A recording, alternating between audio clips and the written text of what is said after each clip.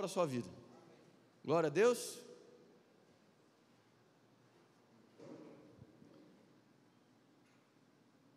Marcos capítulo 4, versículo 35. Irmãos, eu tenho uma mensagem que não é longa, ela é rápida, eu sei o que eu vi no Espírito, e no final de cada culto hoje, o alvo é você ser quebrado por Deus. Eu vim aqui hoje como mensageiro desse fato. Hoje é um bom dia para você ser quebrado por Deus. Tudo bem ou não? Está lá a mensagem, do outro lado. Marcos capítulo 4, versículo 35 diz da seguinte maneira: e naquele dia, sendo já tarde, disse-lhes: passemos para o outro. Olha para cá. Eu gosto de alguns detalhes na Bíblia. O texto começa dizendo assim: e sendo já tarde, repete comigo, já tarde. Tarde para Deus é tarde? Não, porque Deus, Ele é atemporal, concorda comigo? Então essa inferência de já é tarde, ela tem um significado para nós, porque nós somos seres cronológicos, né? Do ponto de vista de corpo, e nós temos limitações cronológicas. O nosso espírito é eterno, mas nós nos desenvolvemos na linha do tempo. Então isso não é uma inferência que importa para Deus, mas é uma inferência que importa para nós. O já é tarde pode significar muita coisa para cada um de nós. Já é tarde pode significar é hora de diminuir a velocidade. Já é tarde pode significar agora é o fim do ano. Já é tarde pode significar bom, o meu dia já acabou. Repete comigo, já é tarde. Só que quando você tem uma vida com Deus, ou busca ter uma vida com Deus, o já é tarde pode ser o tempo exato de Deus para a sua vida, para que algo aconteça. Então repete de novo, já é tarde. Já é tarde pode ser uma classificação humana de que algo está no fim, de que o dia está no fim, de que o processo está se encerrando, de que uma estação está terminando, de que já não tem mais nada para acontecer naquele dia. Diga de novo, já é tarde. Mas no já é tarde foi quando houve esse convite aí, essa proposta de ir para o outro lado. Passemos para o outro lado. Biblicamente falando, essa expressão passemos ou do outro lado, ela carrega um significado. Aqui, esse do outro lado significaria Jesus, juntamente com os seus discípulos, pegando o barco e ali no mar da Galileia, bem na verdade não é um mar, né, de água doce, né, é um lago de Genezaré, é chamado mar da Galileia. Ele vai cruzar toda essa massa de águas para chegar em outro destino. Então existe algo que seria feito do outro lado, sim ou não? Se a gente for dar sequência, eu não quero dar ênfase nisso, mas lá em Marcos capítulo 5 vai começar a contar a história de um cabo endemoniado. Quem lembra desse cabo endemoniado? Jesus chega na terra dos Gadarenos e tem um endemoniado, e talvez, como diria o pastor Luciano Subirá, se tivesse o livro do Guinness Book na época, talvez ele entraria como registrado como o mais endemoniado descrito pela Bíblia, certo? E Jesus, ele cruza, ele vai para o outro lado, ele cumpre essa missão e acabou. Era tarde da noite, parecia que o serviço tinha encerrado, parecia que já era o fim de festa, mas Jesus ainda tinha uma missão, e ele fala, nós vamos para o outro lado. Repete comigo, do outro lado. Isso mostra para mim que esse outro lado, ele aponta para um nível de revelação divina. Você tem uma decisão a tomar hoje, e a bem da verdade que ele acompanha, que é de aceitar a agenda do cansaço, ou ficar aberto para o de repente de Deus. É se entregar para uma agenda sistemática, ativista, funcional, ou se colocar com um coração de criança inocente, disposto a receber uma surpresa do Pai em tempo e fora de tempo. Pode ser tarde na tua classificação, pode ser tarde para o seu ano, pode ser tarde na tua agenda, mas pode ser justamente nessa brecha do já é tarde, justamente quando você já não vê mais sentido em empenhar força, que Deus vai te chamar para ir para o outro lado. Esse outro lado envolveria você passar por uma grande massa de água, aqui, mar da Galileia, lago de Genezaré, como queira. E mar nas escrituras, ele carrega um significado. Geralmente quando fala sobre mar, quando fala sobre grande massa de águas, tem uma forte associação com abismo e morte. Então aqui está falando sobre você sair de um lugar, onde você já está ambientado com o conceito ou com a convicção de que já é tarde, e passar pelas estruturas mais sombrias da sua vida, para chegar em um nível de revelação que você ainda não tem. Então hoje Deus está te convidando para ir para o outro lado. Repete comigo, o outro lado. Porque a gente se acostumou a pensar que a vida cristã se faz por meio de uma tentativa de forçar Deus a vir do nosso lado, enquanto que na verdade a lógica é outra. A lógica de Deus é usar da nossa capacidade de decisão para se entregar a Ele, a tal ponto que a nossa confiança está voltada em ser tomado para o lado dEle. Então a vida cristã não é uma tentativa de convencer a Deus para me favorecer. A vida cristã, ela é trabalhar uma consciência de que em Cristo Ele já me favoreceu e Ele está querendo me chamar para o lado dEle, para andar na ótica dEle, para andar com a mentalidade dEle, para andar usufruindo do poder dEle, para andar fazendo as mesmas obras que Ele. Então não sou eu forçando Deus a se moldar aquilo que eu penso, mas sou eu reverenciando quem Ele é, o que Ele já fez, não querendo mais negociar, mas ter uma relação do lado dEle. Então Deus está te chamando para ir para o outro lado. O outro lado fala de um movimento radical, fala de uma mudança genuína, de tal modo que você nunca mais será o mesmo. Você está aqui ou não? Então repete comigo, do outro lado. Amém? Então ir para o outro lado vai impactar a maneira como você vive, a maneira como você pensa, a maneira como você se comporta, porque isso quebra o teu status quo, quebra aquilo que você estava acostumado, que você esperava. Já é tarde. Se já é tarde, é hora de desacelerar. Se já é tarde, é hora de parar. Se já é tarde, eu já estou cansado. Mas aí que vem o momento, quando Ele te chama para ir para o outro lado, Ele está te fazendo um convite assim: que tal a partir de hoje você começar a viver a minha agenda e não mais a sua? Que tal agora você começar a provar da minha força que se renova na sua fraqueza? Que tal agora você ir para um local de total dependência da força e da vida dEle? Que a gente se acostuma, entende, irmão? A vida de fé só é vida de fé quando Deus está na equação. Sim ou não? A partir do momento que a sua vida é baseada apenas na tua competência, em que pese o fato de que até a força que você tem venha dEle, você já não começa a se dedicar a uma vida de fato de fé, de confiança. Você se acostuma a ter uma vida na força do seu próprio braço, ainda que a própria força do seu braço tenha sido uma dádiva dEle. Deu para entender ou não? O ar que você respira, o músculo que você tem, o sistema que você tem, os órgãos, tudo que você tem foi dado por Ele. Só que se você começa a se pautar por aquilo que Ele deu e não se mover pelo invisível, você já não vive mais por fé. E é por isso que muitas vezes viver por fé é um negócio tão ilusório, tão utópico. Meu irmão, se você tirar Deus da equação, já não é mais vida de fé. Então a vida de fé sempre vai envolver um elemento de mistério. Diga, é mistério. Amém? Não é um mistério no sentido de Deus está escondendo as coisas de mim, não. A palavra de Deus diz em Provérbios da seguinte maneira: a glória de Deus é esconder as coisas, e a glória dos reis ou dos homens é descobri-las. Então Deus não esconde as coisas de você, mas Ele esconde as coisas para você descobrir no meio da relação com Ele. Amém? Glória a Deus, gente. Então repete comigo, do outro lado. Então às vezes você se acostumou com um tipo de vida no Evangelho, onde Deus te chama para ir para o outro lado e você diz, talvez amanhã, que hoje já está no fim do dia. Talvez amanhã, porque agora, dentro da minha agenda, do meu planejamento, já se encerrou. Talvez em janeiro é hora de começar as coisas. Ele está te chamando para ir para o outro lado hoje. Existe um convite de Deus para um movimento radical na sua vida. Quando eu digo radical, não é fanático, não é desprezando a sua consciência para você se tornar um idólatra, não é isso. Mas é um movimento onde você vai começar a desenvolver um sistema de raízes. É um movimento radical. Por que isso é tão importante? Porque o convite para ir para o outro lado é feito pelo Mestre. Isso significa que Ele nos acompanhará no meio do processo. E aí o que acontece? Acontece algo interessante, versículo 36. Deixando a multidão, eles o levaram no barco, assim como estava. Outros barcos também o acompanhavam. Marcos 4,37. Levantou-se um forte vendaval, e as ondas se lançavam sobre o barco, de forma que este foi se enchendo de... Jesus me convida para ir para o outro lado. E aí o que acontece?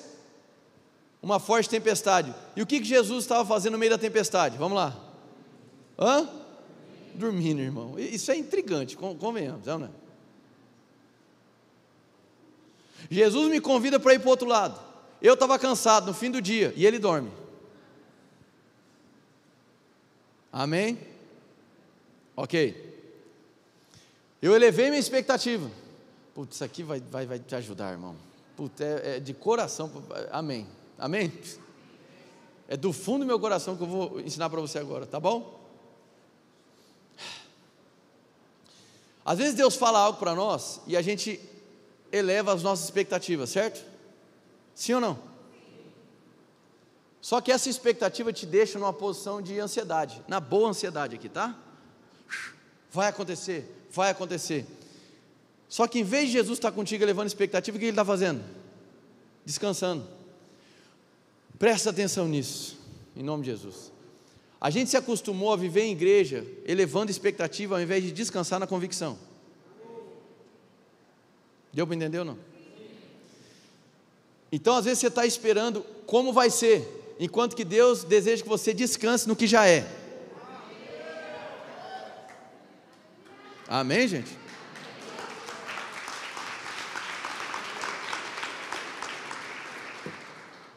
Mas eu não posso ter expectativas? Pode. Mas se ela comprometer o teu descanso, tem problema. Porque se o convite de Jesus é para imitar Ele, o que era para os discípulos estarem fazendo naquele mesmo momento? Descansando. Amém, gente? Joia, aí se levanta uma grande tempestade, eles acordam Jesus, Jesus repreende a tempestade e eles, sim ou não?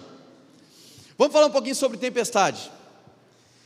A gente pode qualificar, isso aqui não é uma qualificação teológica, irmão, amém? Isso é uma qualificação dentro das narrativas bíblicas.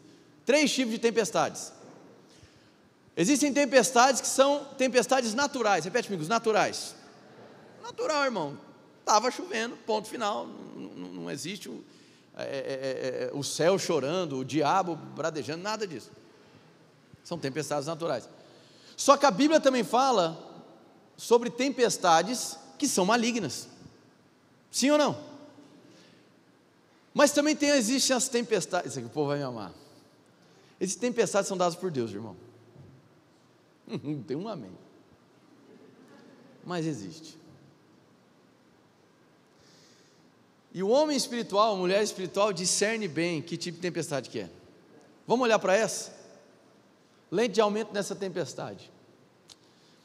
A tempestade acontece, os discípulos despertam Jesus e ele repreende.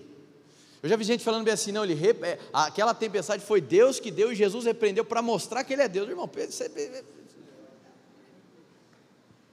Deus não tem complexo de inferioridade, amém? Eu vou provocar e fazer para provar que eu sou. Ele é, amém? Jesus tinha uma missão, que era resgatar aquele gadareno. E ele deu a direção de ir para o outro lado, e a tempestade veio na contramão do que Jesus havia direcionado. Dá-se a entender que isso era uma tempestade, uma resistência maligna. Então existem tempestades que realmente são provocadas, ou seja, são tempestades carregadas de um ambiente espiritual. Deu para entender isso aqui ou não? São as forças malignas tentando resistir àquilo que Deus está fazendo, construindo, desenvolvendo em você, na sua família. Senhor, quem já passou por elas, irmãos? Amém? Então, elas existem, são reais, e precisa discernir. E Jesus repreende, demonstrando que ele era contrário àquela tempestade. Se fosse Deus enviando, aí Jesus ia contra Deus, sendo que Jesus também é Deus, Deus iria contra si, mas não faz sentido, irmão, amém? Então, uma tempestade que estava tentando impedir Jesus de chegar do outro lado, sendo que ele falou que a missão era chegar do outro lado. Então, dá-se a entender que não era uma tempestade meramente natural, e nem uma tempestade dada por Deus. Mas tem tempestade que Deus envia, meu irmão, tem tempestade que Deus envia, tem deserto que Deus te direciona. Mas estou na nova aliança, amém, mas vai para o deserto na nova aliança, e vai passar pela tempestade na nova aliança também, amém? Um dos principais problemas, e não me leva a mal, irmão, eu sou a pessoa que acredita no triunfo da igreja e carrega uma mensagem de triunfo. Agora, ser uma igreja triunfante não significa ser uma igreja idiotizada. Amém, gente?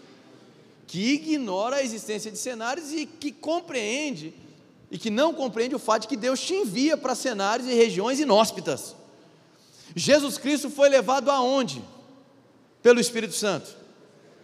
Jesus foi levado pelo Espírito para o deserto, e aí ele é tentado pelo diabo. E aonde que o diabo leva Jesus? No alto monte. Nem todo elevado, nem todo local de destaque é Deus quem te leva. E nem todo deserto que você vive foi o diabo que te levou. E nem toda tempestade que se levanta foi o diabo que provocou. Para a gente ganhar tempo, lá em Jonas capítulo 1 versículo 4, tem um texto que diz da seguinte maneira, posso ler? O Senhor, porém, fez soprar um forte vento sobre o mar. Repete comigo, tempestade. E caiu uma tempestade tão violenta que o barco ameaçava arrebentar-se. Quem que mandou fazer isso? Agora compreenda e tenha sabedoria e maturidade para entender isso aqui. Deus enviar uma tempestade, atenção, não é Deus te colocar uma enfermidade porque Ele é bom, não é Deus matar um familiar seu, isso não faz sentido. Amém, gente? Não é Deus lançar maldição, não tem absolutamente nada a ver. Deus é bom e Ele é um Pai amoroso. Essa tempestade provocada por Deus, ela é uma tempestade, ela é envolvida por misericórdia e paixão. Esse vento que Deus soprou, e o salmista vai chamar de vento oriental, ele veio para parar uma embarcação que estava levando Jonas para fora do seu destino profético. Então existem cenários de tempestades provocados por Deus, que eles são um sinal do amor e da misericórdia de Deus para te trazer de volta para o rumo do seu destino profético. Essa tempestade não é doença, amém, gente? Não é doença. Essa tempestade não é Deus te humilhando, acabando contigo, não é isso. Deus é Deus, Ele é um bom Pai. Mas existem circunstâncias que tempestades vão ser criadas, circunstâncias que você vai aprender a discernir, que a resistência e a oposição não é do diabo, mas é do próprio Deus.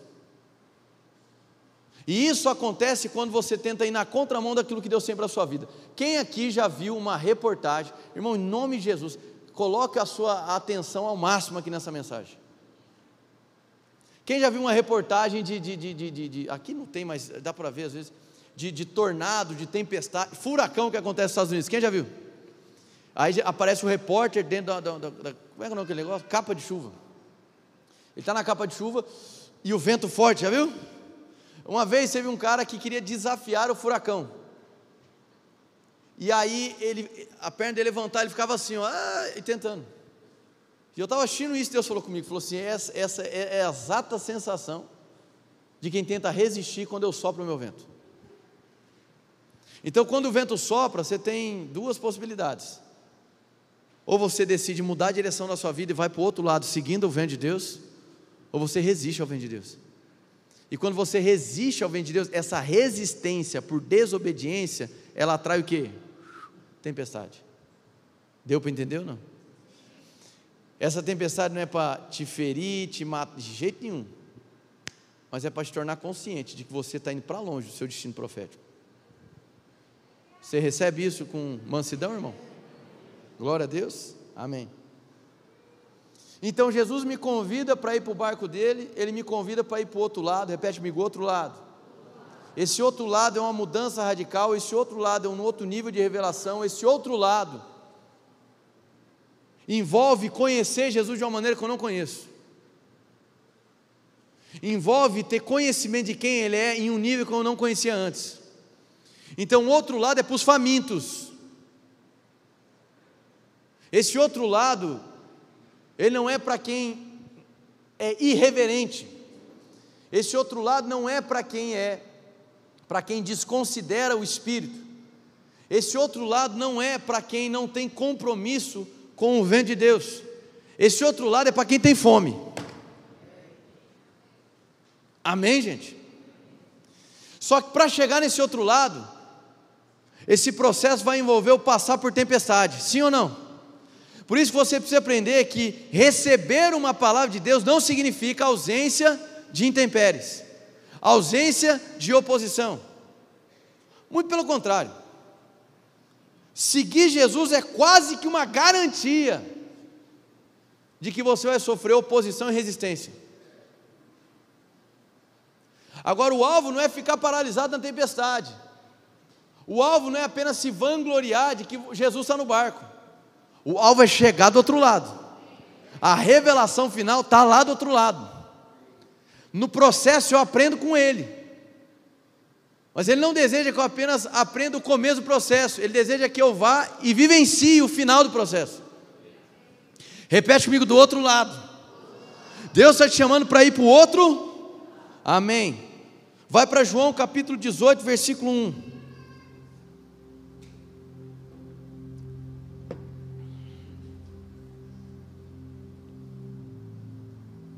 João capítulo 18, versículo 1 diz assim: tendo terminado de orar, Jesus saiu com seus discípulos e atravessou o vale do... Vocês estão lendo, irmão? Vou ler de novo. Tendo terminado de orar, Jesus saiu com seus discípulos e atravessou o vale do Cedron. Diga: vale do Cedron. E do outro lado havia um olival. Quem sabe que local que era esse? Era o jardim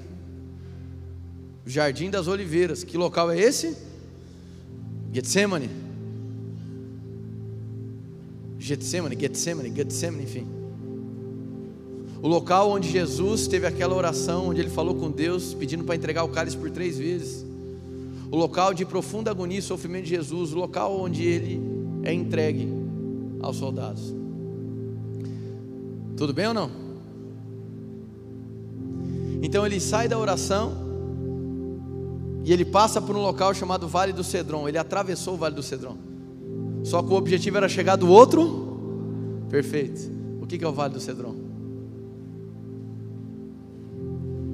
Da mesma maneira como aquela grande massa de águas, o Mar da Galileia, representa os lugares sombrios, a morte, Cedron significa escuridão.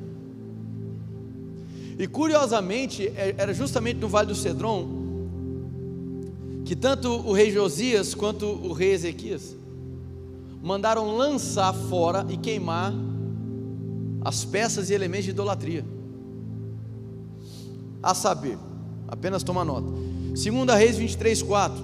O rei Josias vai dizer: o rei Josias deu ordens ao sumo sacerdote Hilquias, aos sacerdotes auxiliares e aos guardas das portas, que retirassem do templo do Senhor todos os utensílios feitos para Baal e Azerá, e para todos os exércitos celestes, e eles os queimou fora de Jerusalém, nos campos do vale de Cedron. 2 Crônicas 29:16. E os sacerdotes entraram no santuário do Senhor para purificá-lo, e trouxeram para o pátio do templo do Senhor todas as coisas impuras que lá havia, e os levitas as levaram para o vale do Cedron.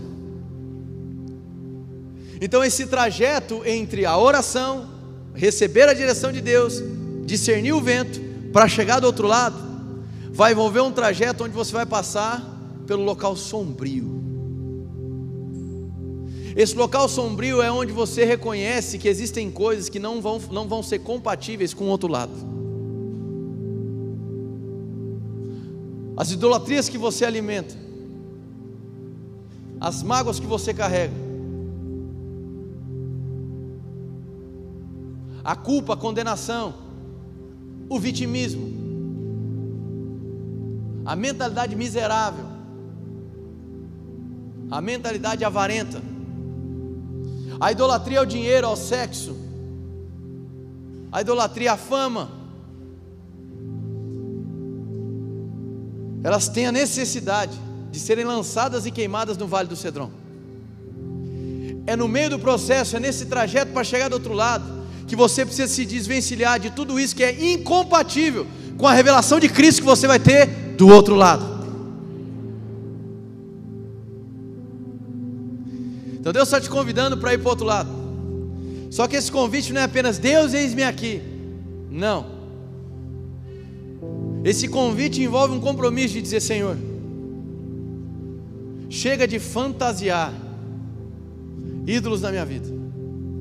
eu me desfaço e me despeço e queimo cada um deles hoje. Eu vou passar pelo Vale do Cedron e eu vou deixar tudo lá, porque o meu destino é chegar do outro lado. O outro lado, atenção aqui, irmão, o outro lado para Cristo, quando ele entra no barco, do barco que dá tempestade, etc., era chegar para libertar um homem, o gadareno endemoniado. Amém? Libertar os cativos, os oprimidos pelo diabo, estava ligado ao porquê da unção de Deus ter sido derramada em Cristo, sim ou não? Fui ungido para, quem lembra disso? Dar vista aos cegos, libertar os oprimidos do diabo. Então atenção aqui, o outro lado, na passagem de Marcos 35, envolvia a operação da unção.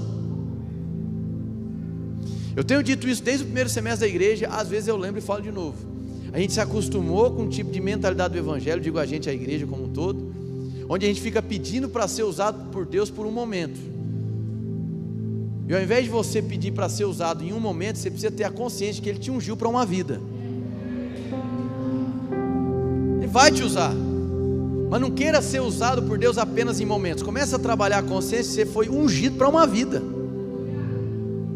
Então esse outro lado tem um envolvimento, atenção, com a compreensão, o provar e o se mover na unção de Deus. Amém, gente? Vamos para outra cena, João 19:1. Passamos pelo Vale do Cedron, os ídolos são lançados fora, sim ou não? Eu queimo, já era. Agora eu chego num novo lugar. Que lugar é esse? Jardim do Getsemane. O que Getsemane significa? Lugar da prensa. Era o local onde haviam oliveiras, onde havia o produto da oliveira, e o esmagamento do produto dessa oliveira provocaria algo. Ele produziria um azeite, sim ou não? Esse azeite, vou trazer um conceito bíblico, teológico e histórico. Ele tinha 4 aplicações.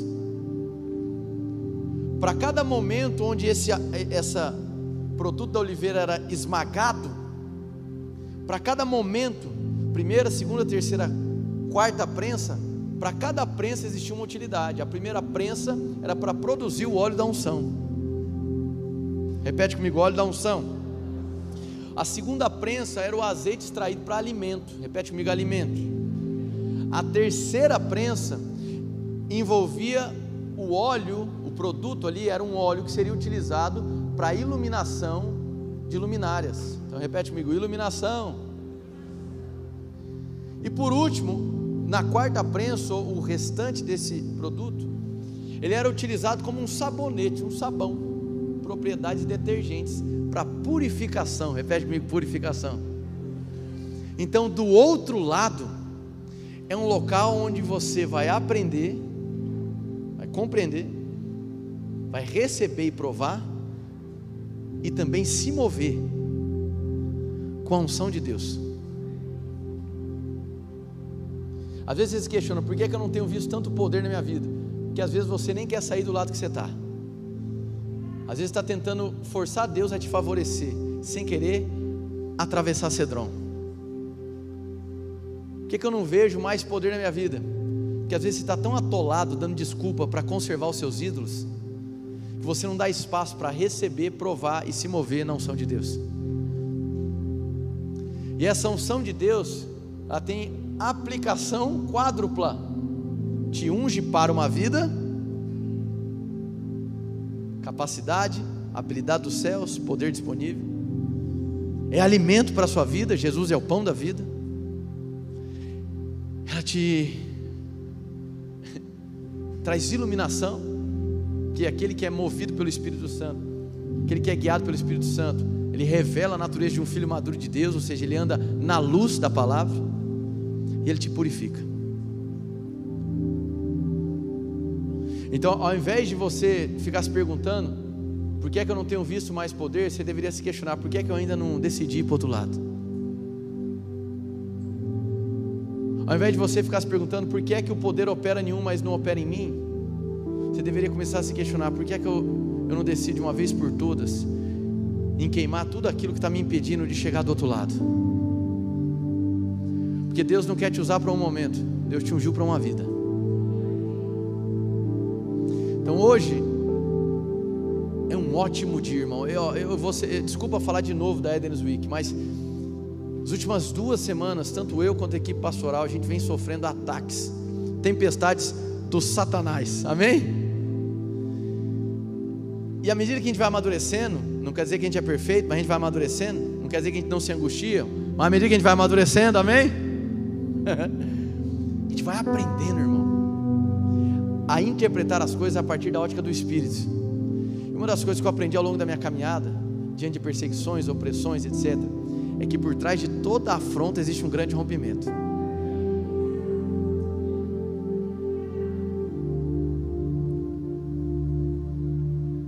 Se você entendeu isso e quer estar aqui nos dias do Eden's Week, meu irmão, eu estou pouco me lixando se você não tem dinheiro hoje. Se o seu coração está improvado o rompimento que vem por detrás da afronta, você vai estar aqui e o dinheiro vai chegar na sua vida e acabou. Amém? Não olha para o dinheiro, olha para o que você vai receber. Então, sempre por trás de uma grande afronta existe um grande rompimento. Então não pare no meio da afronta, porque Deus quer te quebrar primeiro. Você está aqui ou não? Anote esse texto, Isaías 10, 27, diz da seguinte maneira: acontecerá naquele dia que o peso será tirado do teu ombro e o seu jugo do teu pescoço, jugo que será despedaçado por causa da gordura. Diga assim: a unção de Deus é capaz de destruir, despedaçar todo jugo. Você está aqui pronto ou não? Mas calma que eu não terminei, estou acabando agora. Anota um outro texto, não precisa ir lá.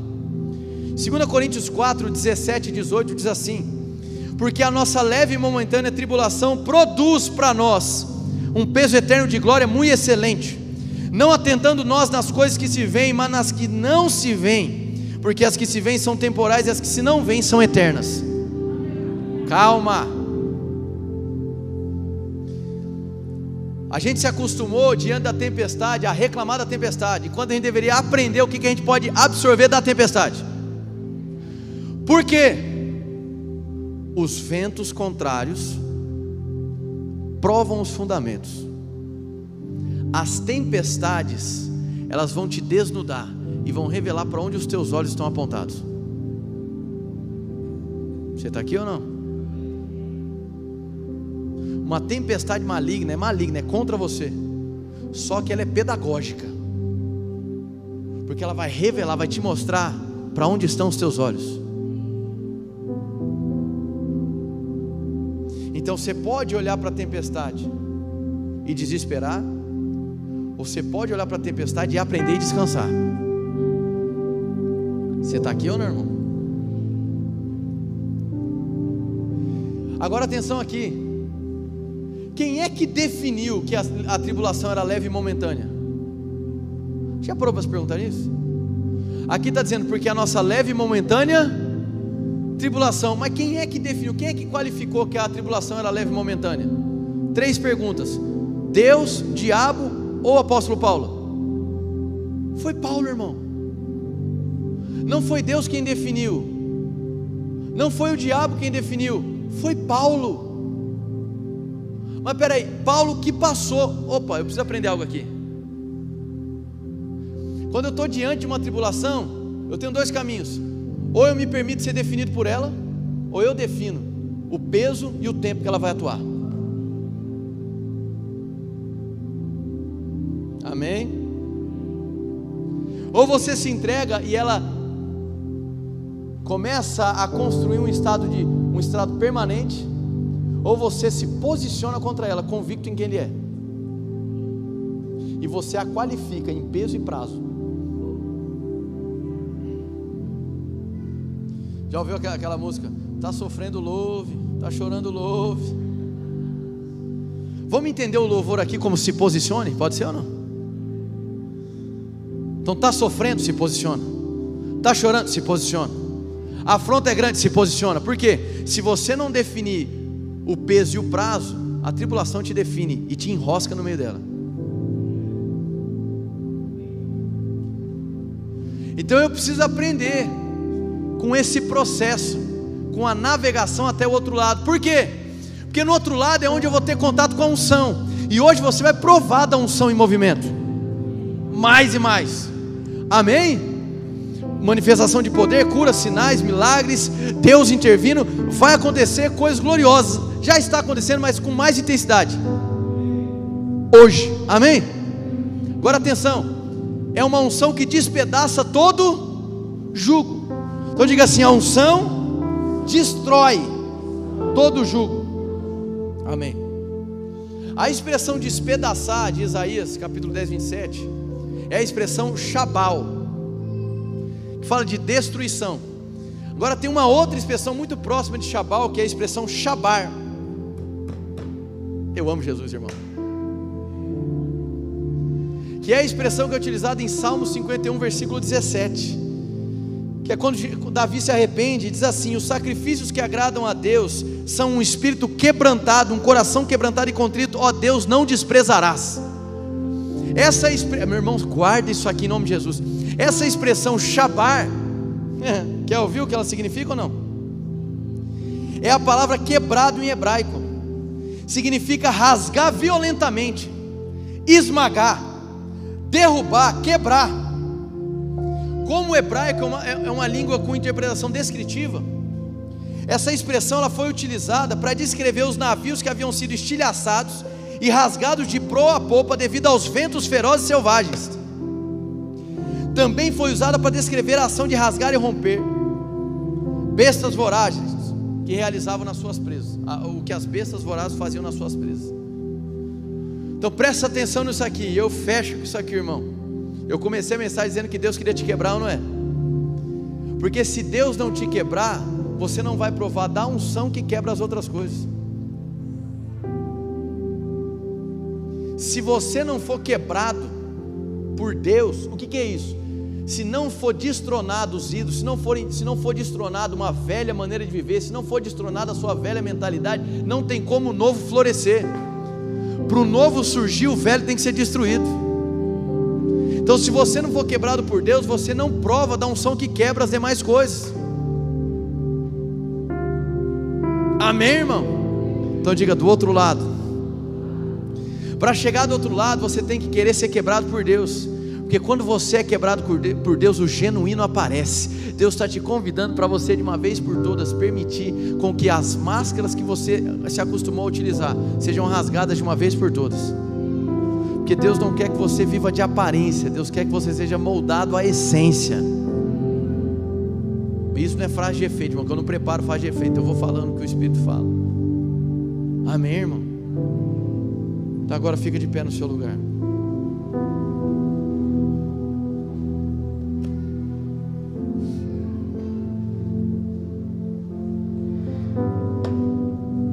Fecha os teus olhos.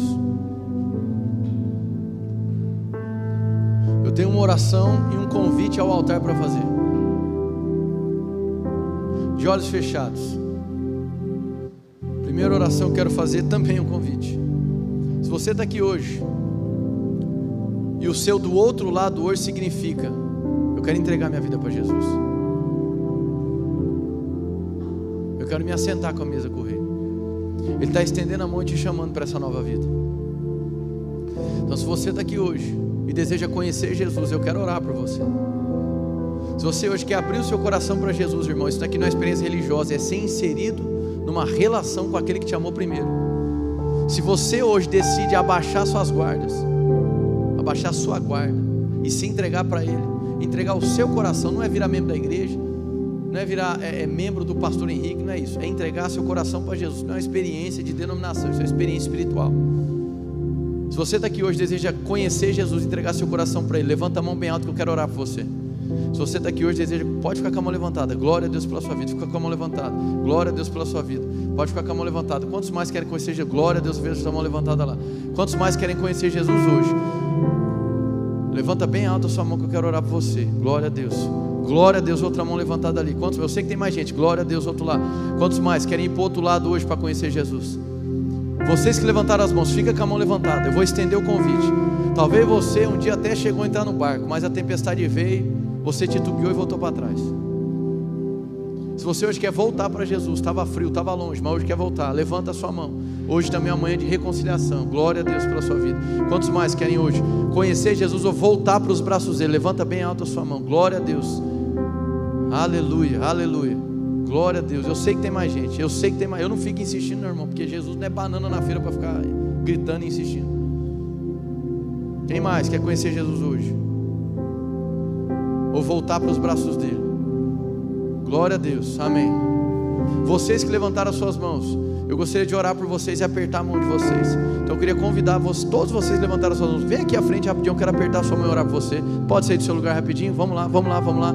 Se tiver um amigo do lado e quiser ir junto, pode vir junto, não tem problema. Igreja, vamos aplaudir essas pessoas. Pode vir aqui. Fica aqui que eu vou orar por você. Fica aqui que eu vou orar por você. Glória a Deus, fica aqui. Aplaude aí, gente, pelo amor de Deus. Glória a Deus, cara. Coisa linda. O pai com o filho aqui, irmão, coisa mais linda, irmão. Amém. Tem mais alguém no nosso meio que deseja conhecer Jesus ou voltar para Jesus? Se tiver, levante sua mão. Eu não fico insistindo, irmão. O pessoal me conhece. Eu não sei porque eu estou com a direção no Espírito aqui. É como se você estivesse resistindo ao vento de Deus te chamando. Vem, vem. O pensamento às vezes é de incapacidade. Eu não vou dar conta, eu não vou conseguir. Já tentei, mas não deu certo. Ele está te chamando, vem. Quem é você? Levanta sua mão bem antes. Você, essa pessoa, deseja hoje voltar para Jesus ou conhecer Ele e está resistindo. Às vezes é mais de uma pessoa. Amém. Tá bom. Glória a Deus. Tá bom. Amém. Eu sei que está aí. Eu sei que está aí. Eu vou orar por eles. Se você é essa pessoa, você vai sair do seu lugar e depois vem aqui e nós vamos orar. Feche os teus olhos, todo mundo aqui. Vamos estender sua mão para cá. Todo mundo estende suas mãos para cá. Comece a orar por eles nesse momento. Comece a orar por eles. Vai lá, em nome de Jesus.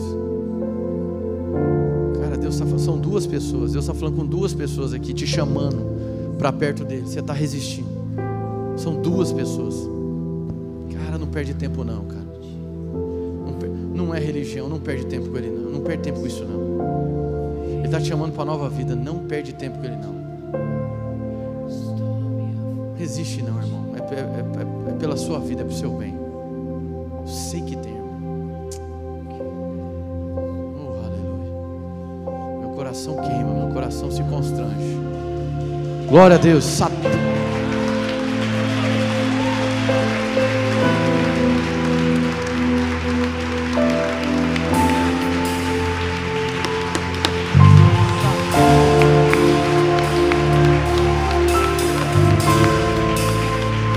Tem gente aí do lado deles, estão ali já do lado deles. Eu sabia, irmão. Eu estou tão feliz, amém? Estou tão feliz. Estou feliz demais por vocês, cara. Estende sua mão para cá, vamos orar. Vocês que vieram aqui à frente, olhos fechados. Deixa as suas mãos como quem vai receber um presente. Aí, ó, tá aí, ó, tá aí, ó. E vocês aqui à frente, olhos fechados, repitam comigo. Diga Jesus. Diga bem forte, diga Jesus. Muito obrigado por não desistir de mim. Diga muito obrigado por me chamar para uma nova vida, por dar lugar na sua mesa, por me fazer filho. Diga, eu creio de todo o meu coração que a obra na cruz do Calvário foi para valer. O Senhor morreu a minha morte, o Senhor levou a minha culpa, o Senhor rasgou o pecado que estava sobre mim. Diga, e hoje eu me arrependo e entrego o meu coração, não para uma religião, mas para você, Jesus.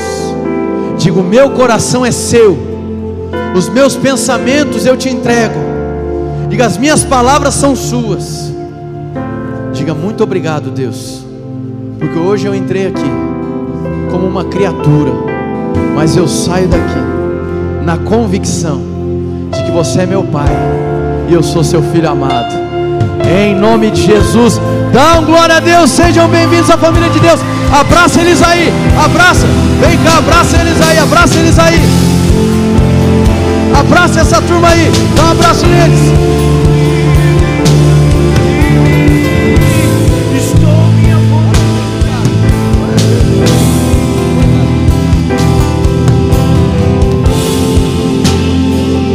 Você pode aplaudir novamente aqui, irmão.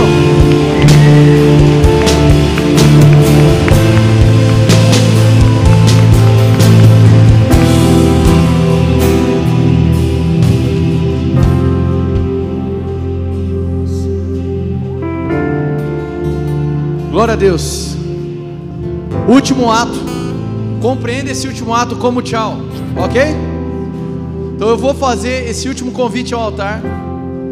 Quando a banda começar a ministrar, se não é contigo, irmão, vai em paz. Passa lá, garante sua inscrição. Pode ser ou não? Eu quero te ver, irmão. Você não pode perder banquete. Se fosse comida, você ia vir? Amém? Isso é alimento espiritual. E você precisa estar aqui todo dia, irmão, para receber de cada porção. Amém? Não trouxe recurso, vem à noite, resolve.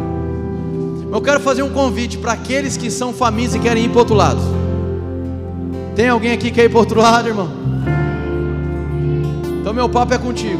Esse é meu último ato e eu encerro no horário. Geralmente eu encerro 11h50. Vai acabar meio-dia, né? Nesse exato momento é meio-dia. Mas fica tranquilo, está tudo em paz, irmão. Comida não vai fugir.